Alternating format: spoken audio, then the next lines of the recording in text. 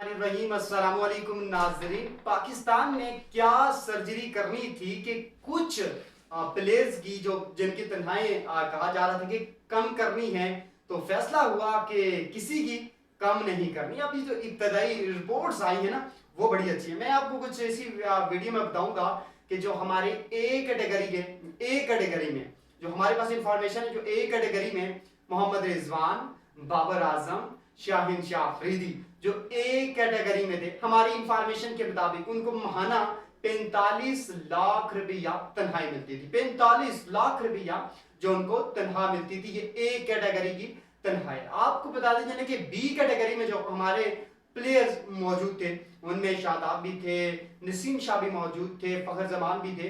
तो बहरहाल इनकी अगर बात करते चले तो ये ले रहे थे, और भी मौजूद थे, लेकिन इन तीन प्लेयर्स की मैं बताता चलूं कि ये 30 लाख रुपया महीना तनख्वाह ले रहे थे। तीन कैटेगरी में, जो ए कैटेगरी में सिर्फ पाकिस्तानी तीन प्लेयर थे, जो बाबर आजम, शाहिन शाह अफरीदी और रिजवान। कहा यह जा रहा था कि उनकी तनख्वाहें जो कम की जाएंगी, कि उनकी जो उनको ए कैटेगरी से बी कैटेगरी में किया जाएगा। लेकिन अब हतमी यह फैसला हो चुका है कि उनको बी कैटेगरी में नहीं, उनको बल्कि ए ही कैटेगरी में रखा जाएगा। यानी उनको 45 लाख रुपया तनख्वाह मिल रही थी, तो उनको 45 लाख रुपया ही तनख्वाह मिलेगी। अब ये कहना है बोर्ड की जानिब से, जो हमारे पास इंफॉर्मेशन आई है उसके मुताबिक उनको 45 लाख रुपया तनख्वाह मिलेगी।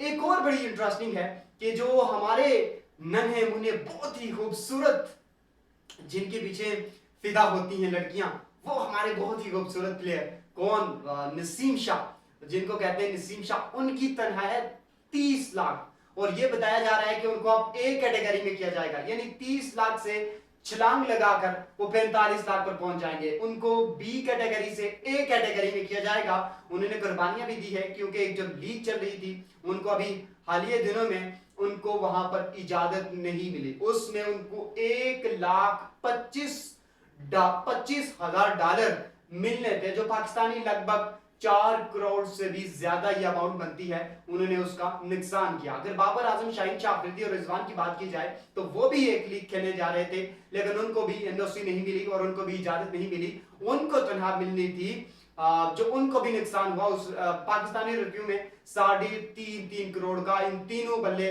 प्लेयर्स को, जिनको जाना था एक लीग खेलने, लेकिन इनको इजाजत नहीं मिली। नसीम शाह, उनको जाना था एक जी लीग जो हो रही है, वो खेलने जाना था, लेकिन वो भी, उनको भी इजाजत नहीं मिली। उनकी तनख्वाह बढ़ाई गई और नसीम की तनख्वाह बढ़ाई गई।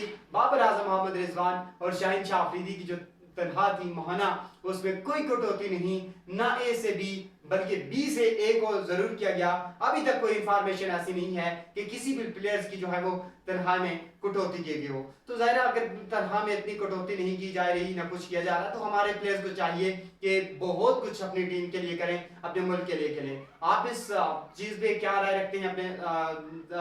अपनी राय जरूर दीजिए। प्रपोजल क्या रखें।